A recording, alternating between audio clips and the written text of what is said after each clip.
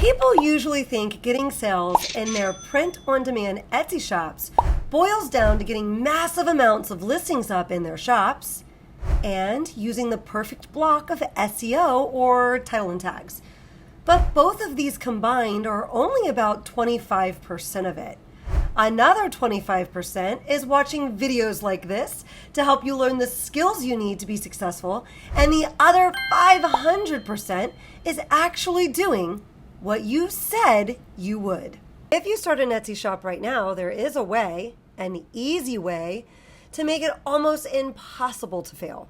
Which brings us to step 1, get inspired. There is always a spark that makes us want a change in our life.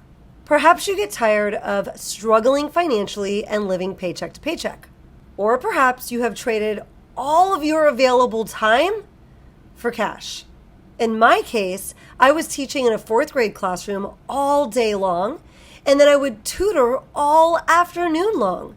At some point, you're making as much money as your time will allow you to, because you have no more available time to trade for money.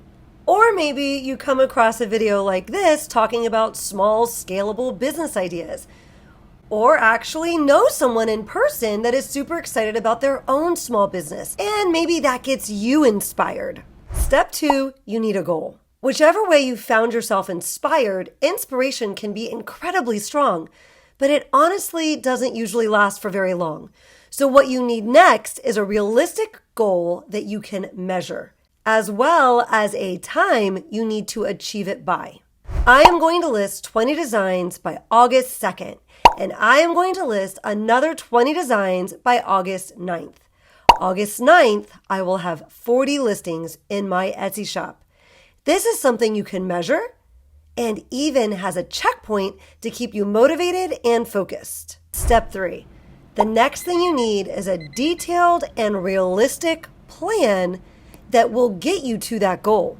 That plan might look like you trading that last hour of sleep in each morning for getting up early to work on your designs. And believe it or not, this one change is more than enough for you to get multiple listings up in your shop each week. Step 4, but having a plan is not enough. You need to set everything up so you can follow the plan easily. You need to set your alarm clock with enough time to accommodate all the times you're going to press snooze in the morning. You need to have the niche in mind that you want to work on. You need to have done the market research for this niche so you know what best-selling designs look like in this niche.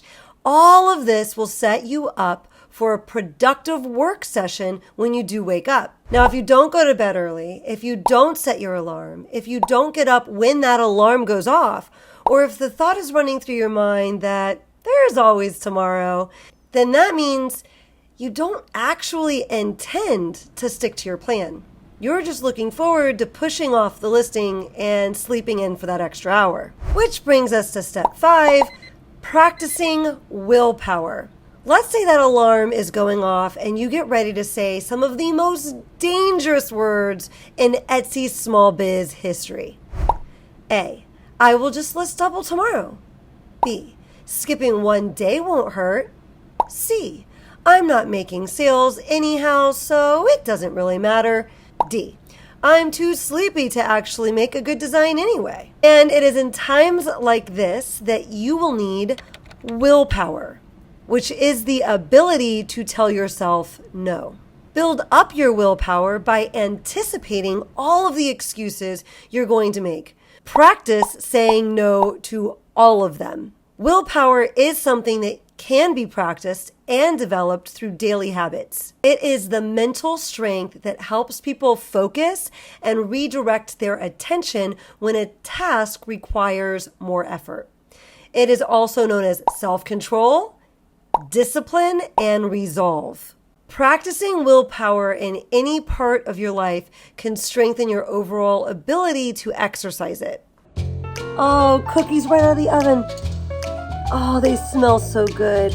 I'm trying to lose weight, but I think I can have just one. No! Wow, you literally just complained that your jeans were tight. I'll snooze. snooze. No, what are you doing? You were complaining you're not getting enough sales. How do you expect to change that? Get up, let's go, listings. Oh my gosh, New Kids on the Block concert? Yes, I totally want to go. But the tickets are really expensive and I'm trying to save up. Can I go? Please don't go, girl. Okay. I'm sorry. I know I'm probably going to lose subscribers right about now because I just broke out into a New Kids song. But when your willpower is only hanging on by the tiniest, thinnest, little frayed thread because you're trying to keep up with your weekly Etsy listings, trying to keep up with your weekly YouTube video that has to go out, trying to make sure that you get your nurse calendar and resource all finished and out because you promised subscribers that you were going to make that, and trying to get your membership community launched, and you want to make sure that it's really awesome and that the people that join it are going to find so much value with it, you just sometimes have to indulge in things that crack you up. But don't worry, I'm hanging tough. Bottom line here is that willpower is not usually infinite. Even after we have strengthened this ability, we can run low on our supply of willpower after a time. So, step 6. Finally, the real cheat code for motivation is doing something for so long that it becomes a habit. If you hear the alarm go off and you just automatically get up and reach for your cup of coffee and your computer, then the plan becomes 100 times easier to follow, and it will keep getting easier every day that you do it. Eventually, you might even start to look forward to waking up early and starting your day out with devoted time to work on your Etsy business, at which point it is no longer a lifestyle choice that you're making, but instead it becomes part of your personality and who you are. And that is the ultimate goal. Once you've made that transition, you no longer are trying to hack your way through an Etsy side hustle, but instead you have truly adopted an entrepreneurial mindset. Let's move on to the basics of having a successful Etsy shop. Perhaps the best way to track your progress is through a weekly tally of how many listings you have and how many views your shop is getting. Progress should not be tracked by sales in the beginning. You want to track your progress through an action that you are actually in control of. That would be your number of listings. The views should increase as you get more quality listings into your shop. Seeing them increase is a good indication for you that you're choosing to work in the right niches during the right times of the year when the traffic is increasing for that particular niche. If you do need help with that, I'll leave a resource linked down below. If you need help with when to list what as traffic climbs in certain niches during certain periods of the year. Don't expect to see a ton of growth as measured in sales in the first few weeks of your Etsy shop, and sometimes even the first few months. This is because it takes time for Etsy to understand who you are, what your shop is about, and who to get your listings in front of. It also takes time for you to move through the learning curve of understanding how to create good designs. I'm going to say that one more time because I feel like it's really important. It also takes time for you to move through the learning curve of understanding how to make good designs, and that is okay.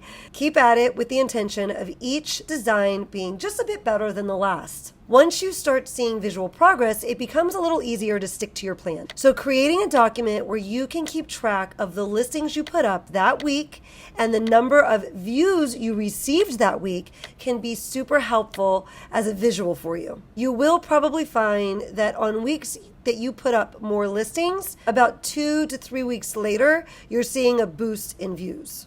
I do not suggest getting caught up in comparing the day to day. Instead, really focus on comparing the week to week. And now for a tip that, well, most Etsy sellers might think doesn't apply to them. You should always be striving to innovate with your designs and not recreate. Just look at the mistakes these Etsy sellers made here. I actually made a whole video about this, and can you fix it? It's easy, actually. I'll see you over there in that video, but not until after that tip from Tucker. Tucker, take it away!